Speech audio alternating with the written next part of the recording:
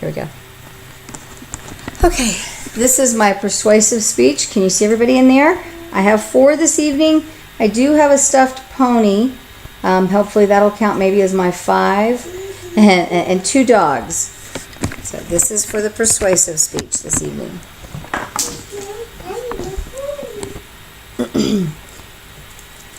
Hi there. My speech tonight is on vaccinations. Vaccinations in children. The specific purpose is to explain the importance of the vaccinations and doing the vaccinations whenever they are younger, or even if you don't get them, maybe if your parents are not keen on them, to maybe have them done a little bit later on as an adult is a very smart thing to do. And the clinical history of the proof that vaccinations really do more good than they do harm. One of the things that I wanted to start with is kind of just to discuss a case that I ran into many years ago. And it's just kind of, I would put it a little bit into a story form. And it's basically, it goes like this. It's like, so you and your spouse have gone and you've waited a joyous 9 months waiting on your new baby girl to arrive. You've done everything right. You've taken your vitamins. You've eaten correctly. You've had your water. You've gone to your physician. You had a short little sickness, maybe a little fever, maybe a little rash around the 14 weeks of pregnancy. But yet, doctor didn't think anything of it. You didn't think anything of it because you actually really didn't tell your doctor because you got over it fairly quickly. You were all excited. You get geared up for delivery day. You get to delivery day, and then your adorable baby girl gets there. She looks happy. She looks great. She's beautiful. She's in this world, and everything is fine. You can't imagine anything more amazing and more exciting. Then a few months go by, and you notice she does not follow your voice. She doesn't really notice you. You move toys, you make different things, and you try to get her to get your direction and get all of that to where she's facing you and doing all of that. What you didn't realize is then you take her into the doctor and you find out she can't hear, and she actually has some issues with her vision.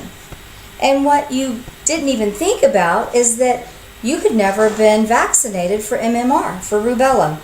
And she was affected because actually you caught rubella at 14 weeks of age. That's what that little low-grade fever, and that's what that rash was.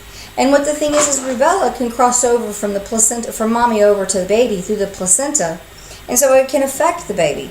And you never know how it's going to affect the baby. And so your mom at the time didn't think that immunizations were good. She thought they were dangerous. And so she didn't give you an immunization that would have stopped what caused the problems with your baby girl. That's a really tough story, but it really did happen. And it was a beautiful still baby girl, but I mean, she just had some struggles and had some tough times through life that she had to overcome.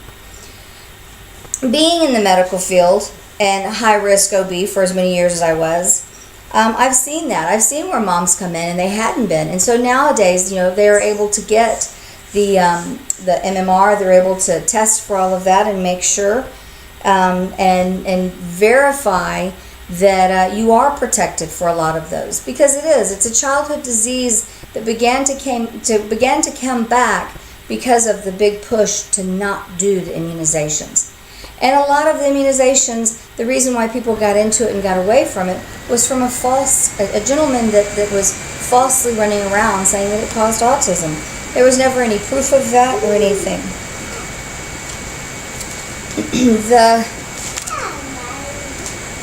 The push away from the vaccines started at a fairly long ago, and they started from one of the pushes was from a large group, and it was from a rabbi. And one of the things he says, I see vaccinations as a problem. And this is coming from a rabbi. So the rabbi has a lot of influence to his whole group and his whole flock of the people that are listening and following him.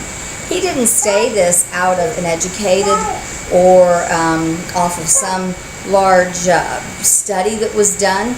He just said it. He just decided that vaccinations were not good. He decided that we just needed, God made us and God will protect us. But you also have to remember, God has given us medicine and God has given us men and women that have knowledge to be able to create these vaccinations that are very, very important for our everyday life. They've taken care of, they've eradicated smallpox. But we've seen smallpox come back because people didn't vaccinate. So that's very important to think about.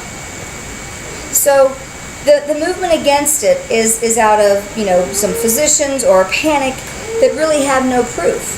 One of the other physicians that I looked up and I saw, he said that this is what he stated. He said, I have to say, it is not quite a formal theory capable of vigorous proof or disproof. This is from a gentleman, Moskowitz. He's a physician. He's out there seeing people, but yet he tells them that vaccinations are bad. Where is his proof? He has none. He even states he has none. So we have to stop and we have to look and see why. So why vaccinations are good? Vaccinations have been around since the year 1000. Early Chinese inoculated. They saw that there were some problems and they figured it out. The vaccines had been produced and it eradicated many different diseases and problems. Chickenpox has since dropped because of the varicella vaccination. These are things that need to be done. We need to really get the word out and help people understand that it's very important to do these vaccinations and take care of our children and take care of our society. As parents, you and adults in our community, we need to inform and be informed. Don't just believe what someone else has told you. Go out, read the evidence, do what you need to do, follow up, ask those questions, do that hard research before you just put your child's life out there because someone down the street said it might be dangerous or it might be bad. In conclusion, I think that it is very important that it is a very important subject, but we also take a look and don't get blindsided. Get educated. And, vaccinations have been around for hundreds of years and they're meant for good of mankind. The history is the proof that vaccinations do more good than harm. And if you're ever afraid of needles, just think. This is just one of the little small needles that they do the little TB test. It's nothing big. And then you also have your regular needle, which isn't any big thing. And it's not that hard to pick up, to draw, and to have your child take a little bit of the vaccine. It's not even much of it's not even live these days. So vaccinations, get out, learn it, and make sure you vaccinate your children or immunize your children off of a good educated decision. Thank you.